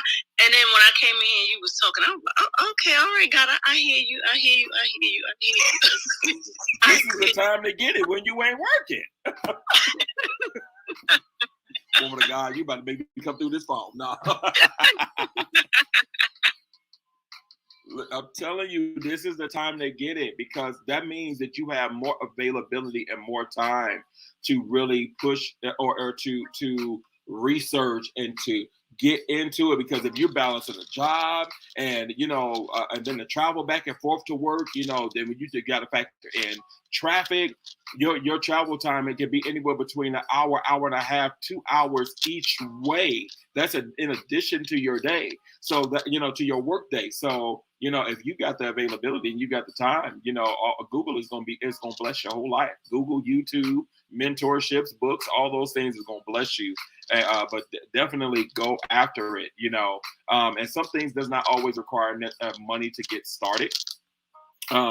In that regard, it's just a matter of knowing how to work what you need and get what you need to get started. So, so I would definitely encourage you to go after it while you now have the free time and the availability to do it. Monopolize your time. There's a word of God says, God, let me count the days that I might apply wisdom. Let me apply wisdom to every moment and every minute of the day so that I can capitalize on that. I'll give you an example. Today, I do contract work for a company during the day, in between doing work for my clients and stuff through my graphic firms and all that stuff throughout the day. And so they was having some system issues. They couldn't get me the work that I need to get. And so half of the afternoon, I wasn't doing no work for them. Still getting paid from them, but I wasn't doing any work for them. And so what did I do?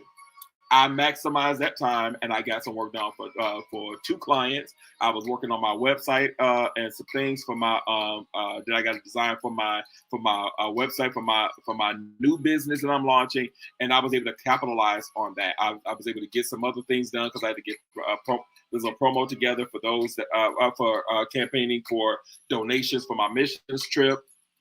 And I also had to prep for my PHWD challenge, which is what's going to be starting next Friday in this room, which is called the Purpose, Health, and Wealth Decade Challenge. I actually started this pre-pandemic, right going into the new year of 2020. And so right before the pandemic hit, God had already given me this as an assignment, pursuing after your purpose, health, and wealth over the next decade. And it's going to shift the trajectory of your entire life. And for generations to come. I need to add that as a part of the slogan. We'll shift it for generations to come. And so the focus is, what is your purpose? Finding out what that is. Purpose might not always be connected to wealth, but understanding what that purpose is and understand what is the wealth aspect or what is the thing that's going to bring wealth into your life. And also being healthy. We need to live to see it happen. If we're dead, we can't fulfill vision. I would that you prosper, be in good health, even as your soul prosper.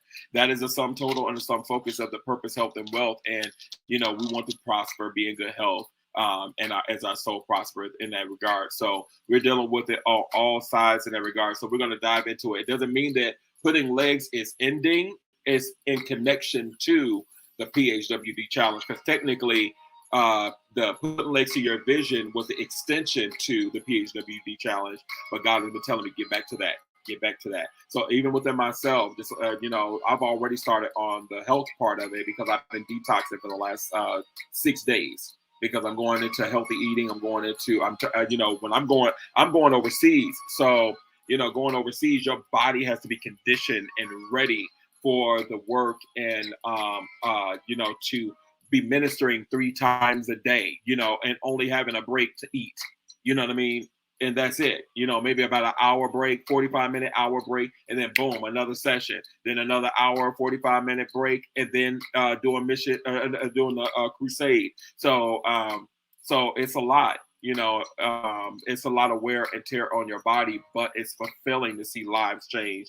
And so I always start in advance, consecrating and praying and fasting and, getting, like I said, getting my body and my mental and spiritual, physically in alignment to what God wants to do. Because I tell you, if you have a call to nations, and if you've ever been, especially to an African country, I'm gonna say especially African country because they're all different. So, but Uganda, for an example, Kenya versus Uganda, even though they're neighboring countries, Kenya is about 65 to 75% Christian, but Uganda is only 25, 30%. It might have changed since the last time I went, but it's still low in comparison because they still mostly operate within, voodoo, and which, they have witch doctors, and then they also do cannibalism.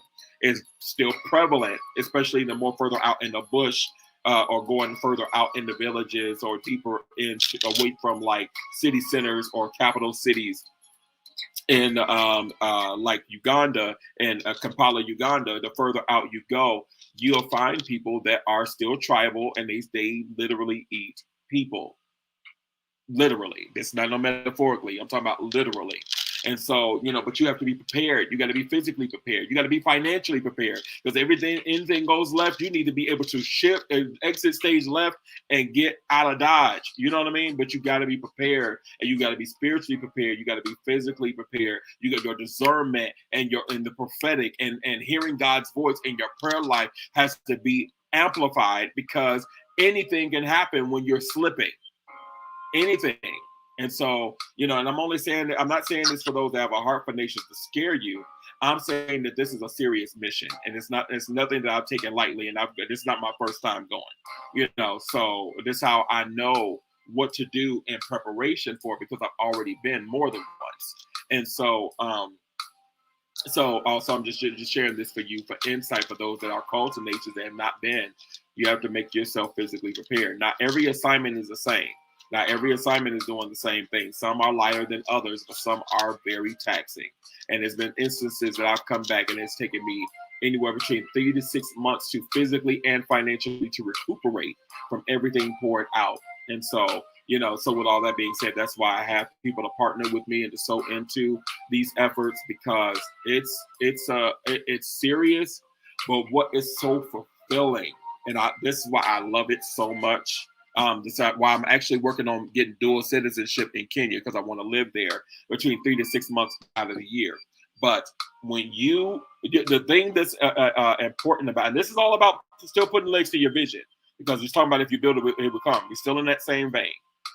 But when you go, you realize the gifts of the Spirit, the prophetic, deliverance, all of that is amplified. It is amplified like times 10. Like you don't feel the weight of glory as if you were doing it there, because they're pulling on you. They pulling. They gonna milk you dry.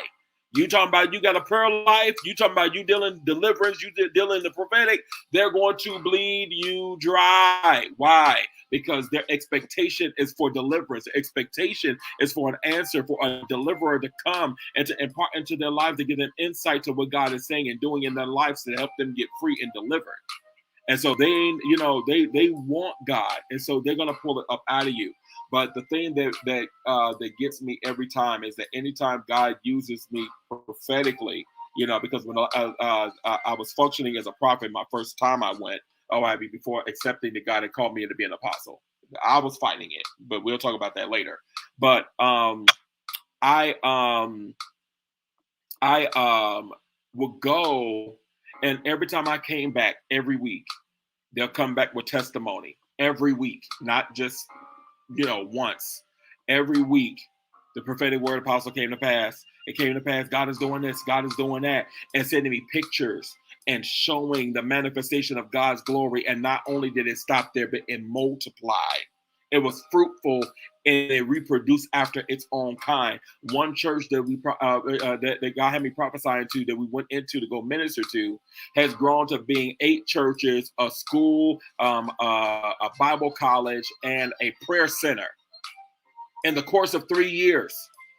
And each church holds anywhere between 500 to 1,500 people, and they're within a 30, 45-minute drive of each other. That they're literally building, and what they do is they'll establish a pastor within the group. They'll send 50 out with them. They'll build the building themselves. They buy the raw materials. They buy the cement and begin to make bricks by hand or what have you, and they'll stack them up and make them ready, and they'll build the church themselves. And God has been doing miraculous things. And there's been multiple churches that God has done this model in, that they have built. And one has built a whole gated community. It don't look like our gated communities, but it's nice in comparison. It's higher, upper scale in comparison for being in Uganda, when everything is corrugated metal roofs and posts, on the corners and in the middle to bolt the corrugated metal to build these buildings. But these are brick and mortar with windows and everything. And they actually have a gate. And God had me to release in them that, because they had to start building the general store and the orphanage. And they had built a guest house for guest ministers that come and minister. But God said that this is going to become a compound. Even though you're building an orphanage, it's going to become a compound, and people are going to buy plots of land from you and build their homes, and it's going to become a community. And it's going to be literally a compound, a community. And they have sold plots. It's probably like 15, 20 homes that they have built on these properties. The school, this orphanage has now become a school, a regular school, that they have uniforms and they got all types of computers and all. It's amazing. It's amazing. And I love it. I love it. So this is one of my passions. This is one of the things that I love to do. I have withdrawals right now. It's like in the high. I'm ready to go back because I haven't been able to go since the pandemic. So I can't wait to get over there. Can't wait. So so that's the whole reason why I do have the image up on my profile picture, as well as the Cash App is up, is because I'm looking just for those to partner with me as I go along in this journey. But all of that to say this is, again, we're talking about if you build it, they will come, and we're talking about putting legs to your vision, and how significant it is when you move on the assignment or the purpose that you're meant to do or to be. How many lives are changed? What would have happened if I would have never went those times to Kenya, to Uganda, or Tanzania? What would have happened? You know, yeah, God could have sent another, absolutely. But we got to realize that God gave something to us, that we are significant, and that we have a purpose, and God has purpose in mind, and we're used for his pleasure, not for our own, not because we want to be rich. I told God that, and I put up a video, a couple of videos of somebody, of Shaq, was just in Walmart walking up to this young lady that was going to put $100 on her layaway, and she told her son, you know, we're gonna get it out next week, son, baby. We ain't got enough money this time, but we're gonna get it out next week. And he came and said, don't worry about it. We're gonna get it out now, and I'm gonna give you money back for what you paid for it, and we're gonna get all of it out right now. Gave it away.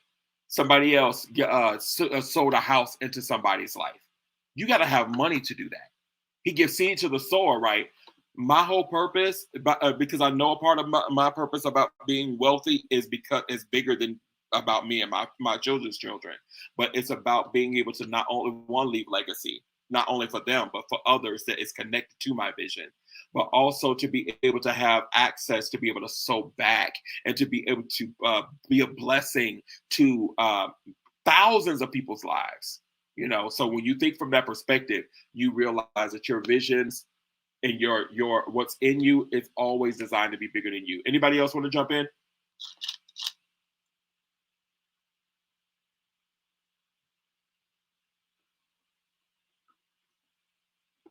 Ooh, is we in the Catholic Church today? Y'all ain't saying nothing today. Misha, you ain't got nothing to say? Misha? Go ahead, go ahead, woman of God. Listen, I was soaking it in. What'd you say, Benita? I can't come after that. I can't come after that African.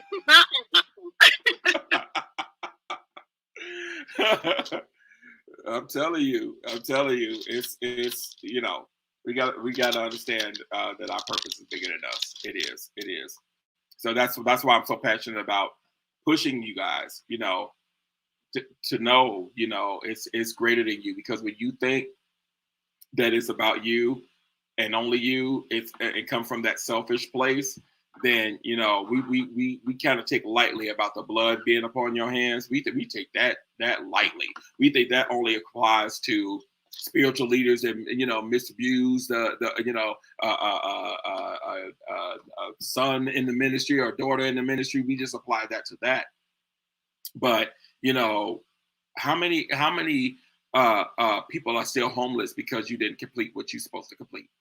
You know, or how many people didn't get fed because you didn't complete what you were supposed to complete? Or how many careers, you know? And so I just think when we think from that perspective, that also gives us the drive and the determination.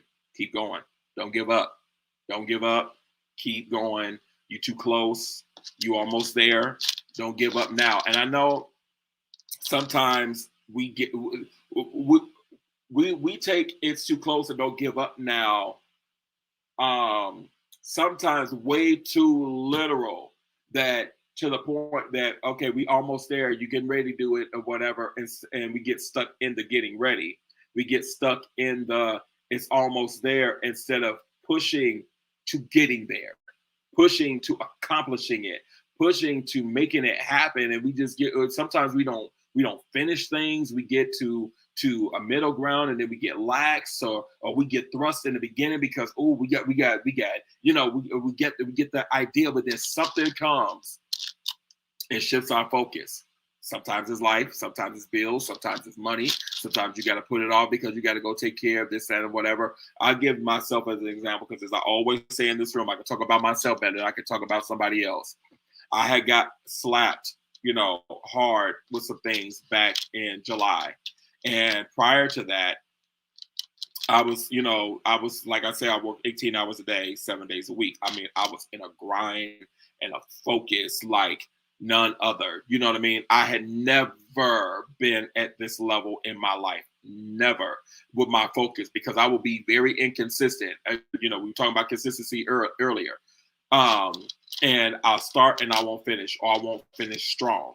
I'll finish, halfway, and so something hit, and people kept telling me, man of God, you got to get some rest. You got to get some rest. And excuse my vernacular, it was pissing me off hearing people say that to me. Why? Because when you are in a thrust and you are in a momentum, and especially you hearing things from people that do not understand vision, that don't understand accomplishment, don't understand, destiny.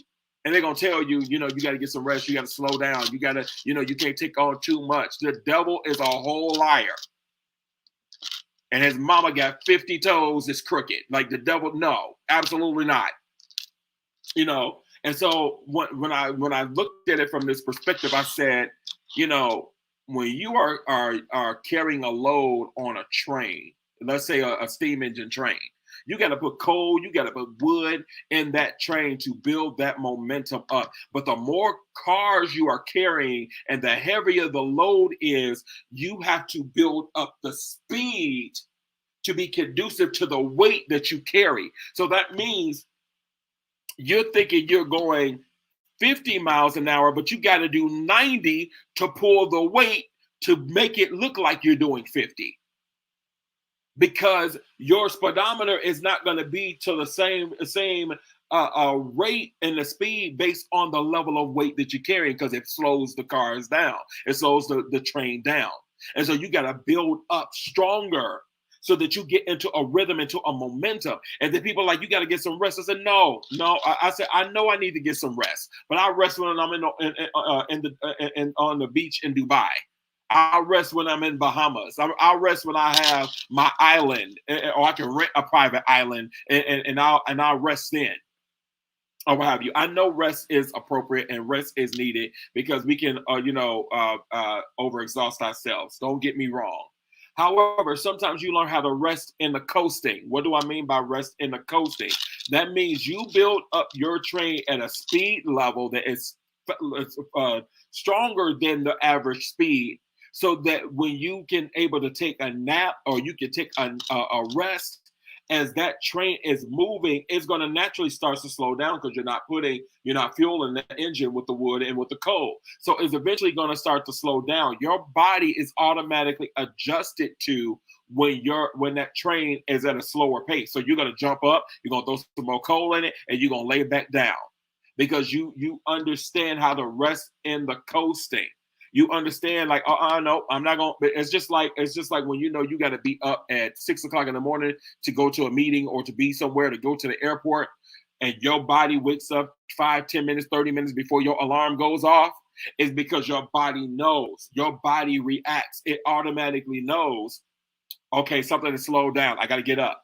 I'm getting close to the time. I got to wake up. And your body knows. It doesn't mean that you're going to lose sleep, but your body knows to wake up beforehand, so that you don't miss your time.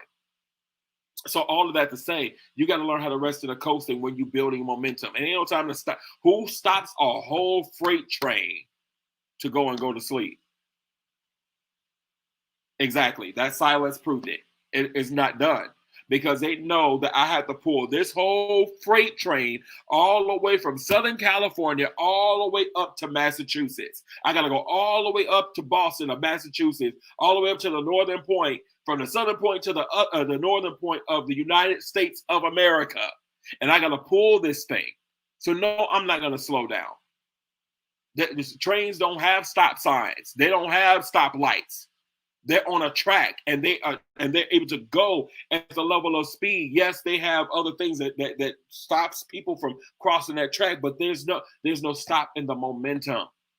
So I'm saying all that to say this is that don't allow anything to slow your progression. When you are already in a thrust, when you're already in a flow, when you're already in a focus, don't stop. Don't stop until you get it done. And then also sometimes you got to stay silent until it's done. I talked about what happened in that movie, how people don't understand your vision. That's good. I'm glad you don't understand it. I'm glad you don't understand it. But when you see it done, when you see it's accomplished, then you're gonna be like, oh, can I get in on that? No. Just like Smokey said on Friday, you didn't put in on this, man. You didn't put in on this. You didn't contribute to the weed consumption or to this bit. You know, I'm being funny about the weed, but you didn't contribute to this business. You didn't contribute to the hours and the suffering and the labor and all of that. But you want to come in on the tail end and want to get access? No. No. So don't allow people to come and disrupt your flow. Don't allow people to come in and disrupt your momentum and your drive and your determination, because that will be the thing. That will be extra dead weight adding on to your weight of your momentum. We don't need no extra weight that's not required. No. No. Because what I'm carrying is big and heavy. It's heavy weighted. And I don't need you adding no extra poundage to what it is that I'm carrying. No. So you got to be careful who you're connecting to in this hour in the season. You got to be careful who you're sharing your expensive ideas with small-minded people that don't have vision, or people that don't, examine those people. Look at those individuals. Look at those that's in your ear. Look at them. And I talked about this too on Facebook. Who's in your ear? If people around you that's in your ears broke, then you don't need to be connected. Then you need to not mean that you don't need to be connected to them. They don't need to be in your circle of influence.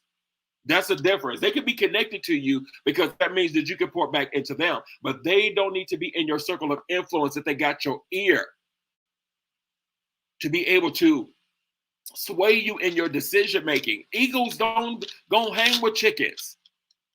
They don't hang with pigeons either. You know what I mean? They hang amongst their own kind. And so we got to understand that, the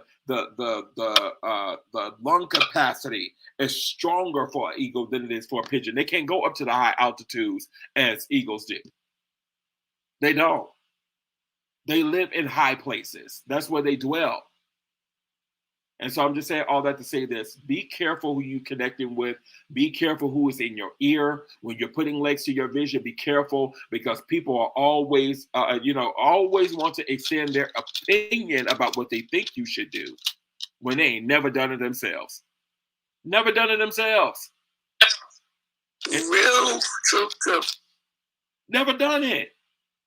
When you ask them, oh, what were your vision at? What you putting legs to? As I say all the time, we're Porky the Pig. Now we're stuttering. You get what I mean? And then when you ask them the question, well, I'm getting ready to do. No, you're getting ready to do nothing like you've been always doing. Nothing. I'm getting ready to do. If you're always getting ready to, then that means you're not doing. It's that simple. Because if you're doing, then you can show receipts. This is where I'm at. This is where I'm at in my progress. You know what I mean? Unless you're in a state of silence. And oh my God, sometimes I wish I could be able to show y'all the progress of where I'm at and how much I've had to build and what I've had to do in this process thus far or what have you. But God is like, nope, you can't say nothing until it's done. But I'm like, God, you got help. You got midwives around me right now. You got people that got connections to help me make. Nope, you can't say nothing until it's done. I'm like, God. And so you got to obey God. You got to obey God, because I've learned this the hard way. Then when you share your ideas, then that means that you give the enemy ammunition to get access to your vision. Because you're talking too much. You're sharing too much to the wrong people. And we can be, and I talk about this all the time in this room, us as religious people, we can be so gullible.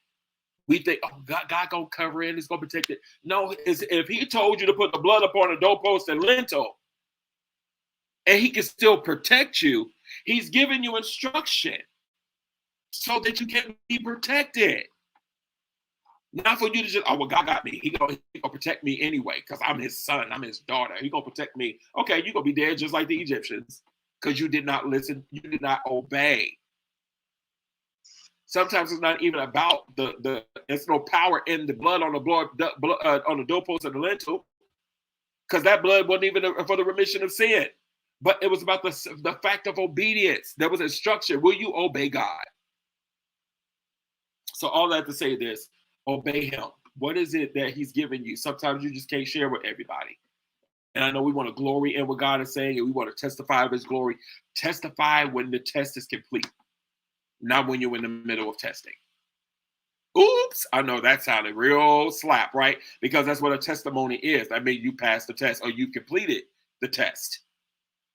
Not while you're in the testing. Testify at the end. Because if you testify, and let's prove this out. Let's prove this out. You in the middle of testifying of something that you haven't finished yet. You haven't completed the test. And then all of a sudden, here come a harder test to come the next day. Then all of a sudden, I failed that test.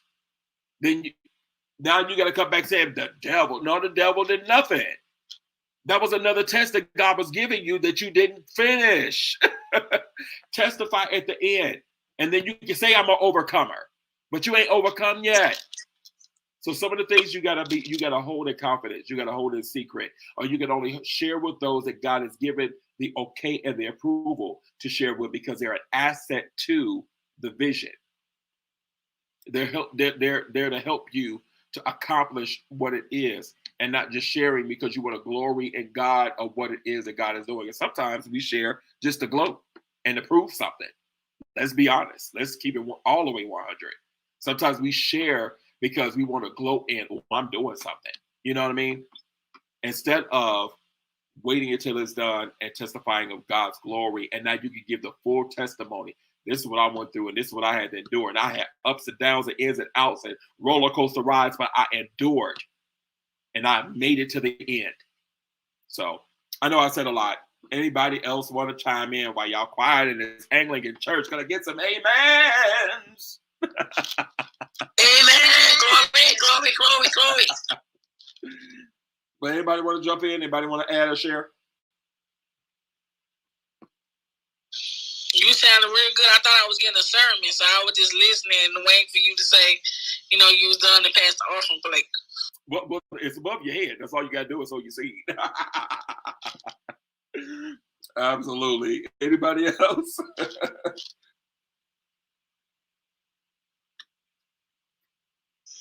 I do got a question, though. Absolutely. Go ahead.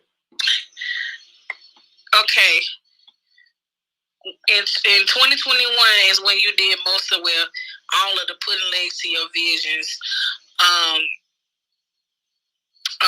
clubhouse, and you in a sense you were prepping people for the next level for 2022. What did you learn from your own sessions that helped propel you in your journey of putting legs to your vision? What did you teach yourself, basically? Or what did you learn about yourself during this process? Indeed, absolutely. I learned, trying to see if I can say that open live. Hold on, I'm gonna answer that question in a minute, because we're gonna go into family table talk, because we ain't gonna be on until 5 o'clock in the morning today. But let me do this because it's coming up on the 2-hour mark of we've been in the room. So let me go ahead and shut down the other rooms and invite them to come on over to the clubhouse, and we can get into that discussion, because I can't say open mic on all platforms. So for those of you that are listening on YouTube, Facebook, and Twitter, thank you all for coming into the Putting Legs to Your Vision. We are getting ready to go into what I call family table talk discussion. And what family table talk is that we just letting our hair down. We're going to keep it real 100. We're going to get into questions and asking, getting some solutions, some answers to where we're putting our legs to, even some struggles and pitfalls and all that stuff. We're going to deal with that, even in areas that you need prayer, or even sometimes the prophetic kicks in that regard as well. But if you are interested in being a part of that discussion, come and join us over on Clubhouse.